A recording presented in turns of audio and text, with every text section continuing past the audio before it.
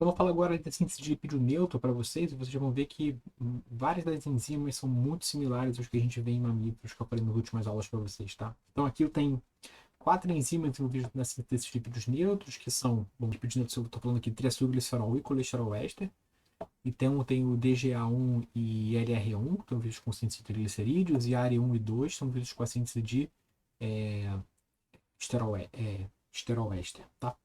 Então aqui eu tenho medindo a quantidade de lipídio total, triacilglicerol e esteroil éster, desculpa, e que o gene, então quando eu tenho mais que significa que o gene está presente, se eu tenho menos, significa que o gene foi deletado, tá? Então dá para ver que quando eu tenho todo mundo, são esses os níveis que eu tenho na primeira barrinha. Então dá para ver se eu tiro DGA1, eu tenho uma redução da síntese de triglicerídeos, tá? Isso mostra que esse gene é importante para a síntese de TAG, tá? Por outro lado, se eu tiro área 2, eu vejo que eu tenho bastante triglicerídeo, mas eu tenho uma redução significativa de esteroil éster. Tá? Então isso mostra que eu tenho que a área 2 é importante para a síntese de colesterol éster. E se eu começo a tirar um monte dos genes, eu passo a ter não ter mais lipídio nenhum. Tá? Então, se eu tenho só DGA1, eu tenho triglicerídeo, mas eu não tenho esteroil éster. Se eu coloco LR1, eu tenho algum triglicerídeo, mostra que ele consegue fazer essa síntese de triglicerídeo, mas não faz esteroéster. Se eu boto área 2, eu não tenho triacilglicerol, mas eu tenho esteroéster. E se eu boto área 1, eu tenho um pouquinho de esteroéster, mostra que ele também é capaz de fazer, embora não seja o mais importante, mas eu não tenho triacilglicerol. Então, TGA1 e LRO1 estão envolvidos com síntese de triglicerídeos, e área 1 e 2 envolvido com a síntese de esteroéster, embora GA1 seja mais importante para a síntese de glicerídeo e área 2 a mais importante para a síntese de colesterol éster. Tá? E aqui dá para ver o que eu estou colocando aqui é palmitoil-CoA, incorporação de palmitoil-CoA em triglicerídeos em extrato de levedura. Então, pego a levedura, faço um suco de levedura, jogo o palmitoil-CoA e vejo o quanto ele é capaz de ser incorporado em triglicerídeos. Então, estou medindo aí a via de síntese de triglicerídeo a partir de um ácido graxo já pronto. Tá? E vejo quem é que está expressando. Então, se não tem nenhuma expressão de nenhum desses genes, a incorporação é super baixa. Tá? Se eu tenho super expressão de DGA1, eu tenho é, toda a captação toda a síntese de triglicerídeos que eu esperaria ver no controle, então ela sozinha consegue fazer o suficiente, tá? LR1 faz 3%, é bastante pouco, e área 1 e área 2 basicamente não fazem. Tá? Então, de fato, a mais importante para a síntese de triglicerídeos é a DGA1. Se eu faço deleção dos 4 genes, tá? Eu não vejo gotícula de lipídio, né? Então eu preciso tanto de triglicerídeo quanto de esteroeste para conseguir formar as gotículas, tá? Então dá para ver aqui o que eu tenho, tá aqui de novo oil red marcando em vermelhinho as gotículas de lipídio, tá? Então se eu tenho selvagem, eu vejo as gotículas de lipídio aqui sendo formadas, eu consigo ver até na microscopia óptica, eu consigo ver levedura legal, que você consegue ver as gotinhas mesmo no interdiferencial de fase, tá? Agora, se eu não tenho nenhum desses genes, eu basicamente não tenho gotículas de lipídio sendo formadas. Os lipídios ficam espalhados ali, eu não tenho formação das gotículas, tá? E o que é interessante é que essas leveduras ficam super sensíveis a ácidos graxos, tá? Especialmente ácidos graxos insaturados. Tá? Por que isso acontece? Como ela não consegue formar isso em gotículas, esses ácidos graxos ficam soltos e acabam sendo tóxicos para a sua levedura. Tá? Então, se eu ter que o quádruplo mutante, então o selvagem cresce bem, de novo aquele experimento da diluição da levedura. Se eu boto ácidos graxos saturados, não faço muita diferença. Agora, se eu boto ácidos graxos insaturados, especialmente 18,1, a levedura fica super sensível. Tá? Agora, se eu recoloco só DGA1, eu consigo recuperar a tolerância a ácidos graxos. Então, essa que é importante para a síntese de triglicerídeo é importante para você conseguir deixar a levedura mais resistente a essa toxicidade causada pelos ácidos graxos, porque você consegue pelo menos montar parte do triglicerídeo e de evitar que esses ácidos graxos fiquem livres, tá? Eu lembro que a gente tem muita coisa de lipotoxicidade quando pensa em obesidade. Então, por isso que levedura pode ser um modelo interessante para esse tipo de estudo. Tá?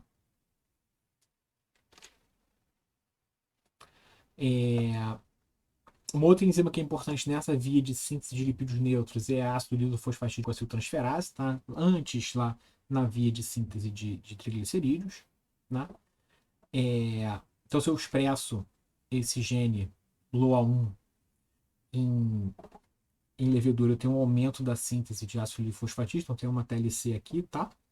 Então, se eu expresso essa levedura que está nesse último lane aqui, se eu expresso esse gene, eu vejo um aumento da quantidade de ácido fosfatídico, tá aqui, PA, tá? E esse gene essa proteína está presente nas gotículas de lipídio, tá? Então, as gotículas de lipídio estão aqui, dá para ver. E se eu tenho a marcação para proteína em verde, tá? Eu consigo ver que elas estão localizadas nas gotículas de lipídio ficam amarelinhas, mostrando então que gotículas de lipídio e a proteína estão localizando no mesmo local na célula. Né? Então, o que acontece se eu tirar esse gene da levedura, tá? Se eu tiro, se eu faço leveduras nocaute para essa proteína LOA1, o que eu vejo? Eu vejo uma desestruturação das gotículas de lipídio, tá? Então aqui eu tenho no selvagem as gotículas de lipídio aqui bonitinhas. Se eu não tenho esse gene, as gotículas ficam mais dispersas. Vocês podem ver que a morfologia da gotícula não é igual à do selvagem. E eu tenho uma redução na síntese de lipídios neutros, e especialmente triacilglicerol, que é onde ela está basicamente envolvida, tá? Então, se eu tenho aqui no cinza leveduras sem LOA1, eu tenho uma redução na síntese de triglicerídeos, basicamente, tá? Então, agora, saindo da síntese de lipídio, partindo para a lipólise, tá? Então, eu vou mostrar para vocês quais são os genes envolvidos com a quebra das gotículas de lipídio de modo geral. Então, a gente tem lipase, tá? TGL1, e essas duas esterolesterases aqui, que é IEH1 e 2, tá? Então a primeira coisa é, se você faz uma deleção tripla desses genes, você começa a ter, ou deleções individuais desses genes, você começa a ter um bloqueio na quebra do esterol-éster, tá? Que estava presente nas gotículas. Então, quando eu tenho selvagem aqui, eu vejo que a quantidade de esterol-éster vai diminuindo, conforme o tempo vai passando. Agora, se eu faço mutações individuais, né, em cada duplo, tá? Eu vejo que quando eu tiro pelo menos 2 desses genes, eu tenho uma redução na capacidade de quebra de esterol-éster. E se eu faço uma tripla deleção, na que eu começo a ver, na verdade, um acúmulo de esterol-éster. Ele para de ser quebrado, né? Então a velocidade de quebra é bem menor do que a de síntese. Então começa a ver um acúmulo de esterol-éster nessa levedura, tá? E se eu superexpresso esses genes, eu tenho quase uma redução na quantidade de esterol-éster, porque eles começam a ser quebrados, tá? Então aqui eu tenho um triplo mutante, tá? Que tem mais esterol-éster, tá?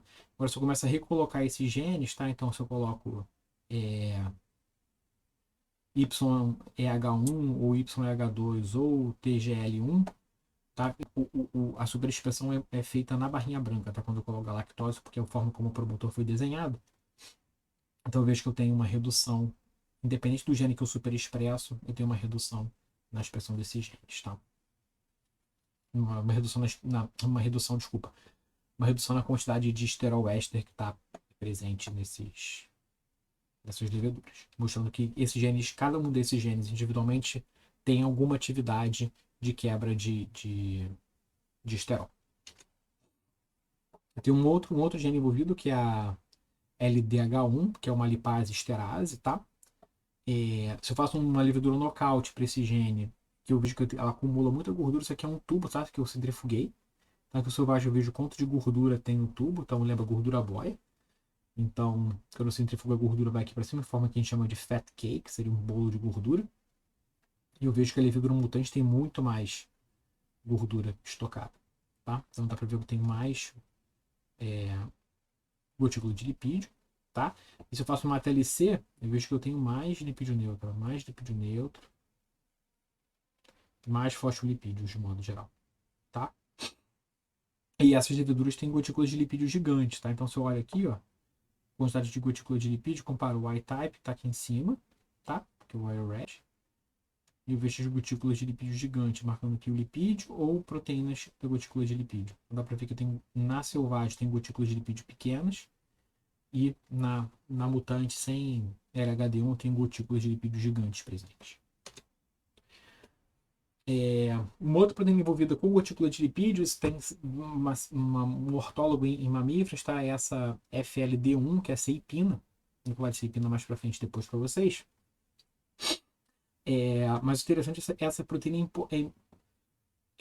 a função dela é manter a estrutura da gotícula de lipídio, tá? Então, se eu pego uma gotícula de lipídio de uma levedura normal, tá? Quebra a levedura, retiro as gotículas de lipídio e coloco em meio aquoso, como elas são gotas de gordura, basicamente elas ficam ali estruturadas, não tem muita mudança. Deixo uma hora ali naquela meio aquoso, elas continuam lá bonitinhas. Agora, se eu tenho uma levedura mutante para esse gene, de ceipina, se eu pego essa gotícula de gordura, tá? Essa gotícula de lipídio, eu coloco no meio aquoso, elas começam a se fundir, que mostra que essas gotículas de lipídio têm problema na sua estrutura, então elas acabam se fundindo todas. Tá? Então, para ver que elas começam a ficar algumas gotas gigantes, tá? Esse gene também está presente em mamífero, tá? Então, se eu pego uma levedura mutante para esse gene, dá para ver que ela tem uma única gota de lipídio gigante, tá vendo? Aqui tem duas, né? Um gotão de lipídio, outro gotão de lipídio aqui, porque parece que sem ceipina essas pequenas gotas de lipídio acabam se fundindo, tá? Agora, se eu reexpresso ceipina humana ou ceipina de camundongo na levedura, eu recupero o fenótipo do selvagem, com essa gotícula de lipídio pequenininho. Então, isso mostra que a ceipina humana é tão parecida com a ceipina de levedura que eu consigo expressar a ceipina humana em levedura e a levedura volta a funcionar como se ela tivesse a sua própria ceipina.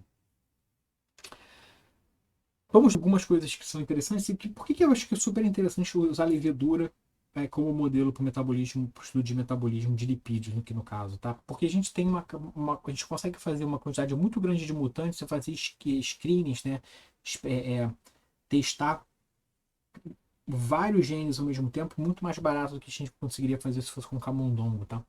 Então aqui eu tenho, por exemplo, um ensaio para estudar a lipotoxicidade, que é uma coisa que seria interessante para fazer em mamífero, tá? Por exemplo. Tá? Uma coisa que seria interessante estudar para obesidade, é muito interessante saber como funciona, como que a célula responde aos lipídios tóxicos, lipotoxicidade, porque isso é interessante para a gente poder entender como funciona na obesidade, então excesso de lipídio, como funciona a resistência à insulina ou dano às células, apoptose, por aí vai. Tá? Porque é muito difícil você fazer muitos camundongos mutantes, é muito mais caro, mas a gente tem bibliotecas de leveduras mutantes, como eu falei no início para vocês. Então aqui eu tenho esse tipo de screening, tá? Então cada bolinha desse aqui é um gene mutante, tá? Então dá para ver que eu tenho genes conservados, são as bolas inteiras, tá? E eu vejo se elas têm mais ou menos lipídios. Então se ela tá em rosa porque eu tenho menos lipídios, se tá em amarelo é porque tem mais lipídio. Tá? E são genes conservados. Esses genes que também estão presentes em mamíferos. Tá? Então dá para ver, por exemplo, como mostrei para vocês, ARV1 aqui, ó, que ele tem gotículas de lipídio normal, mas são mais sensíveis à toxicidade. Tá? Então, que é o grau de sensibilidade. Quanto mais para a direita, mais sensível a levedura é. Tá? Então aqui um gene conservado, o ARV1 que eu mostrei para vocês, mas tem outros genes que também são conservados, a gente não sabe, não sei necessariamente o que eles fazem em mamíferos, talvez sejam genes novos. VMA1, citocromo C, provavelmente. Tem vários genes aqui que poderiam ser estudados. Isso aqui é muito mais fácil de fazer do que em camundongo. Tá? E aqui eu tenho genes que foram identificados para liporesistência ou lipotoxicidade, dependendo de como for, que tem autólogos em mamíferos, tá? Então, se eu ARV1 aqui, eu já tinha mostrei aqui para vocês, mas tem vários genes que foram descobertos nesse screening, tá? E que tem ortólogos em mamíferos, tá? Então, de alguma forma associados à síndrome metabólica. Então, esse gene aqui está correlacionado com secreção de insulina em células de mamífero.